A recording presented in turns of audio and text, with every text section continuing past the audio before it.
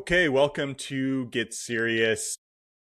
So today I wanted to comment on this deal that got sent over to us. I reviewed it on the Facebook Land Daily Diligence the other day here. So this was a 26 acre property out in Virginia. Mostly cleared property, and about 7 of the acres I think were for a tobacco field. It's unclear if it was actively farmed or not. I don't think so. But the remainder was, pretty nice lot of land. And then there was a 1930 build of a roughly 950 square foot home on the property with a month-to-month tenant. So interestingly, the land investor who sent this over to us, they thought, okay, possible subdivide play to do here. I disagreed. The market is not particularly robust for child parcels or parent parcel acreage, nor is there much of a differentiation between a child parcel and parent parcel PPA. Usual kind of baseline distinction is if child parcel PPA isn't at least 1.5x what the parent parcel would look at, then it's just worth doing the parent parcel to account for days on market risk primarily, and possibly adverse selection between the different child parcels. I talk about this all the time. So in regard to this, we would have just considered it as a 26 acre play. And I thought with the comps that were available, it was looking close to like a K per acre exit, maybe a little bit less than that, but felt pretty confident. Seller distress situation. They owe a lot of money on the property. So again, we're finding that more and more. Like this is, especially in this economy, like the financial distress of sellers. Like I've noticed that's creeping up more. And so you just have to be prepared to strike. But interestingly, the land investor considered the house to be worth like roughly 80K or so.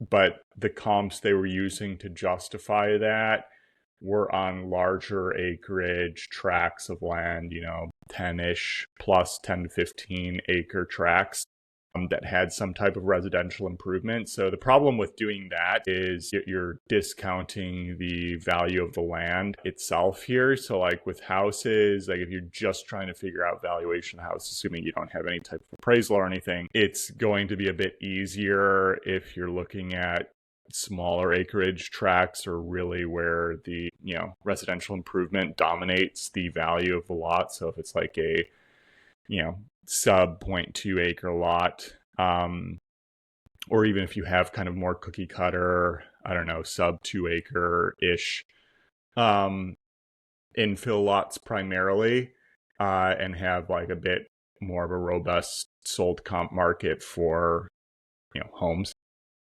on plots of land like that, then you can determine kind of the improvement value a bit more, since the underlying land is going to be just less valuable inherently based on just having less of it for the most part. Again, if it's like a more trophy area, I'm really kind of unique features, lands in demand for that infill lot area can be a bit different, but for the most part, that would be a safer bet for determining value from improvement. But if you're looking at 10 to 15 acres, like it's entirely possible that the land could still be worth most of the inherent valuation from, whatever it sold for.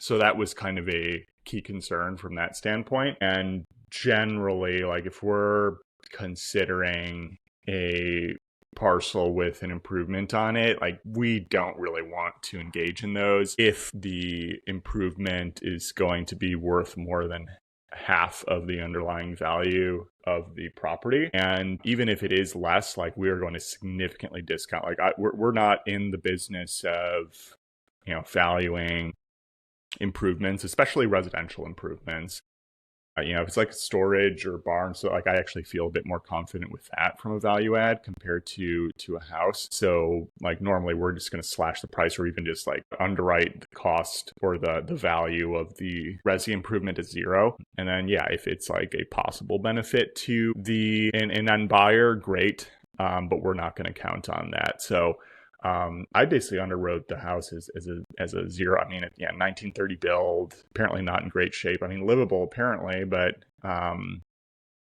less than 1,000 square foot. Like we know for a fact, like that's just not going to be particularly valuable there, especially out deep rural area with other available land to work with. And even with that in mind, I still thought the deal was pretty interesting from a valuation perspective. So I think the land investor who sent us the deal, they overvalued the home but undervalued the land. Usually that's pretty rare. Usually folks are overvaluing from both perspectives. So at least that's kind of what I arrived at from an initial impression there. So that kind of handles the home piece. Now, I would have considered buying it because we have bought properties with improvements on it. Again, generally not home, maybe sometime in MH, like depending on what type of, condition that it might be. We bought one with like a shop on it that was a fully stick built somewhat recently. So, they're not completely deal breakers. Again, we just need to account for not valuing that the improvement or significantly discounting the value for the most part. And the key factor here is that there's an existing tenant. So we tried asking some more questions about that because it's like there's really no circumstance that I would want to acquire a property, even one with significant acreage, and you could possibly subdivide them out. It's just generally not going to be worth the hassle. Sometimes it depends how much money is in the deal. Everything usually comes down to like, it depends. If you could buy something for like $1, right? You're probably going to take that option, even if there's a tenant on the property. But this person paying month to month for like $575 a month, like it's not even going to really be that interesting from a cash flow perspective for a future buyer. It's going to be more of a hassle.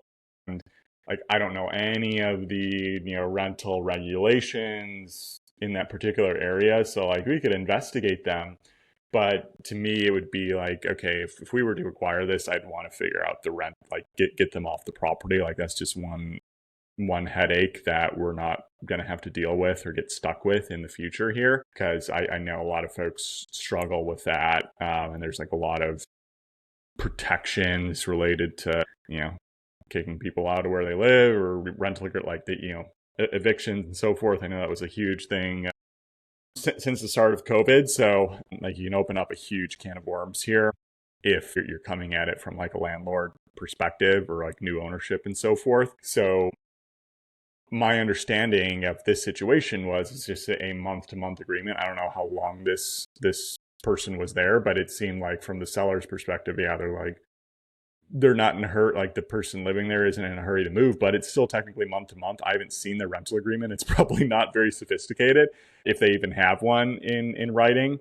And so like I went back to the land investor who brought us this deal and I'm like, well, can you just get more info about this? Like, I know they want to close quick. They have financial obligations, but we got to figure out this tenant situation, especially if it's month to month. Okay, like get the paperwork. Like, let's figure out, are there any, clauses that might, require a certain, 1, 2, 3 months notice before terminating the lease agreement, or is it like truly month to month, you can just cancel it at any time? Like, you kind of got to move on.